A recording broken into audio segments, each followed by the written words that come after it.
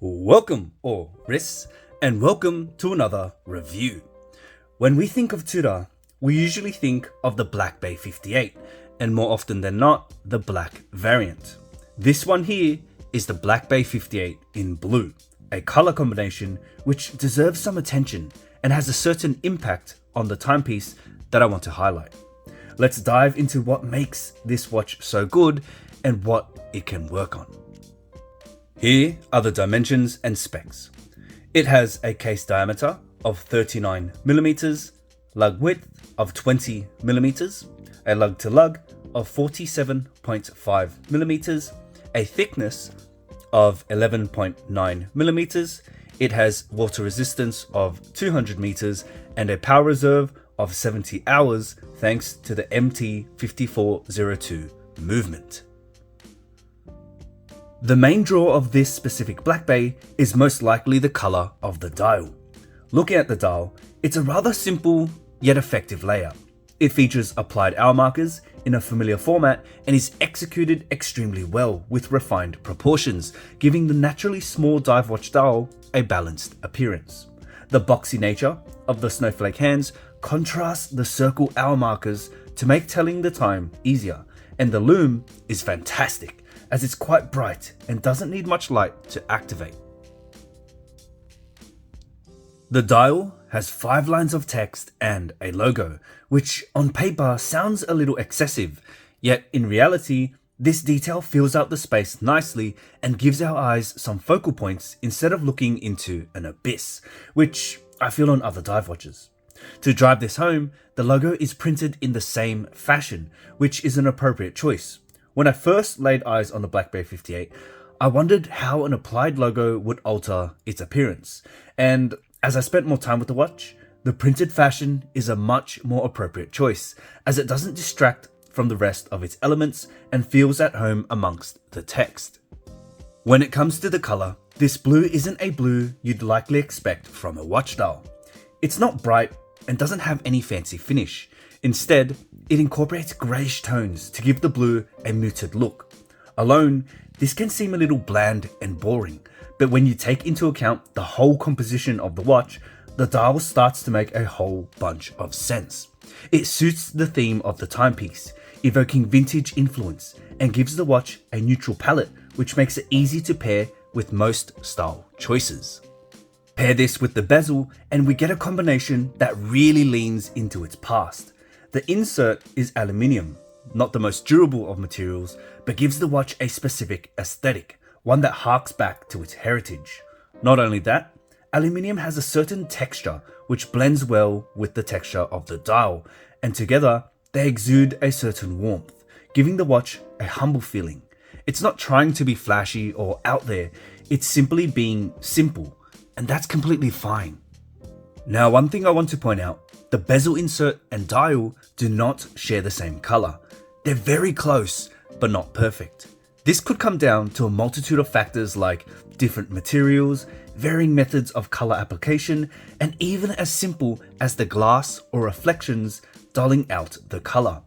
The dial will have a more grayish tone, while the bezel presents more of that blue color, and this difference can become quite evident under certain lighting conditions.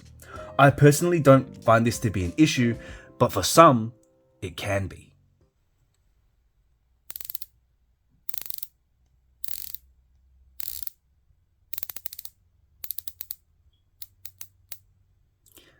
The bezel action on the Black Bay 58 is just as you'd expect from Tudor. It's superb. The tactile feedback is very satisfying and does not have any sense of hollowness found on some other divers. It feels very solid and quite addicting to turn. However, there is a downside, and that's the bezel itself. The bezel has a thin coin edge construction, a design choice that matches the aesthetic of the watch, but it comes at a cost. Its shallow teeth and lack of width for gripping makes it a little difficult to turn and kind of ruins the whole bezel action experience just a tad. Now, looking at my favorite aspect of the watch, the case. This is where Tudor's refinement really comes to play. It features circular brushing on the top of the lugs with a thin, beveled edge flowing into polished sides. The lines on the case are crisp and transition effortlessly into one another. The lugs are elegant, and their circular finishing gives off an angled illusion, drawing out that vintage influence and creating a clear distinction between the case and the bracelet, further emphasizing its shape.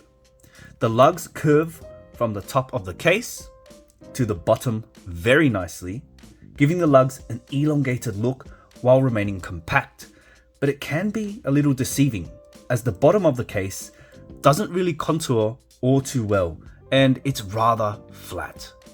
To alleviate its slab profile, the Black Bay 58 utilizes female end links, allowing the bracelet to wrap around the wrist easier. The bracelet itself is an interesting one, and not one we see all too often in today's watch world. It's a 3-link construction with false rivets and flanking step details. And just like the case, the top side is brushed with polished sides.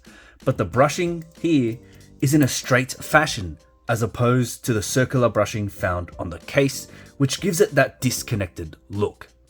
The bracelet does feature a taper, however, it's done so in a stepped fashion, where one link is smaller than the other with no smooth transition. This makes the bracelet appear blocky and unrefined.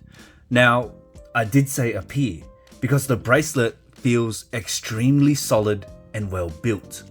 The clasp, however, could use some work, as it feels outdated compared to Tudor's recent offerings. It lacks the T-fit adjustment system and opts for some micro adjustment instead. It's rather plain and one-dimensional when considering the bracelet design and just feels out of place. Now, does this make the clasp bad? Not at all.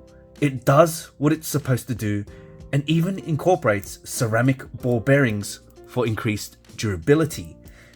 But that's about it. In isolation, I'm not a fan of the bracelet. But see, this is a watch, not just a bracelet. The watch head alone can seem a little boring. The bracelet alone can seem a little unconventional. But when we take a step back and view the watch as a whole unit, that is where the magic happens. These two seemingly conflicting components complement each other beautifully. Together, they highlight the Black Bay 58's vintage inspiration and completes the package. It's evident that the watch head and bracelet architecture are intentional and were intended for each other. The watch head normalizes the bracelet, and the bracelet adds interest to the normal watch head and just makes the timepiece feel more rustic and rugged. Now, this specific 58 has another thing up its sleeve, and it's as simple as the effect the color has on the watch. The blue here is twofold. Its muted shade leans into its vintage theme, but at the same time brings it into line with the modern watch world.